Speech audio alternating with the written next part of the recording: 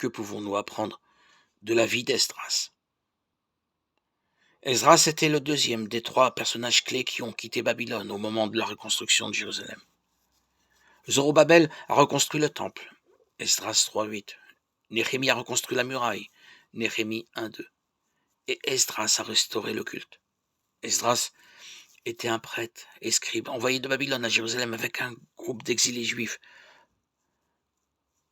par le roi de Perse, qui l'a doté de pouvoirs politico-religieux. Esdras 7, 8, 12. Esdras a condamné les mariages mixtes et encouragé les juifs à divorcer de leurs épouses étrangères et à les bannir. Il a repris la célébration des fêtes et soutenu la nouvelle consécration du temple et la reconstruction de la muraille de Jérusalem. Esdras 7, 10 décrit une communauté façonnée selon la Torah. L'objectif d'Esdras était de mettre en application la Torah. Ses références sacerdotales et scribales impeccables lui ont permis de s'imposer comme référence. Le livre d'Esdras s'ouvre sur la conclusion de 2 chroniques sur l'édit du roi Cyrus de Perse permettant aux Juifs de son royaume de retourner à Jérusalem après 70 années de captivité. La souveraineté de Dieu est universelle et il peut se servir d'un roi polythéiste pour permettre le retour d'exil de son peuple. Il s'est servi d'un autre roi de Perse pour rendre possible et financer le voyage d'Esdras.